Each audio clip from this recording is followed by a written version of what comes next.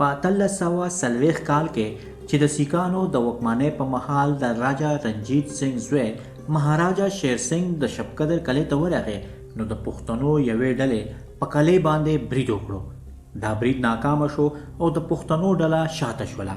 بله ورځ چې مهاراجا شیر سنگ پوښتنه وکړه چې د پښتنو څنګه برید وکړو او بیا کلي ته څنګه راننوتل، نو دا پته ولګېده او معلومه شوه دغه چې د سیکانو په اردو کې په عسکرو کې یو ایټالوي جنرال ژان بټیسټ وینټورا د دې کلي قماندان او د هغې د دفاع مسؤلیت یې په غاړه و.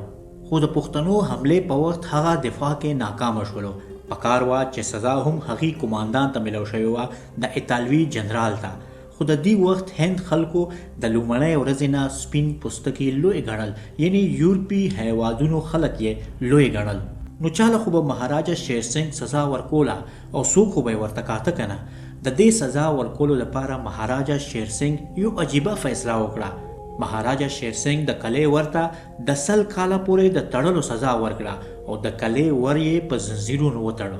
ګرانو ملګرو، دا سزا په کال 1940 کې ترسره شوه، مګر ور لا اوس هم په یو برج پورې تړلی دی. ویل کېږي بټو چې کله د پاکستان وزیر اعظم جوړ شولو نو په یوې دورې کې شبقدر ته هم دغه کلي ته لاړو. چا ورته درخواست وکړو چې وزیر اعظم صاحب د دې محکوم ور خو سزا په کال 1940 کې پوره شوې ده، دا ور باید چې اوس له زنځیرونو نه خلاص شي. وایي چې بټو ورته په خندا شو او ځواب یې ورکړو چې نه، دا به هم دغسې تړلې وي.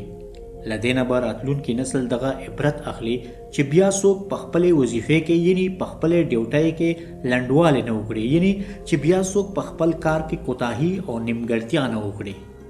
خو زه وایم چې نه، دغه تړلی ور موږ ته د انګریزانو د وخت د غلامۍ یادونه راکوي.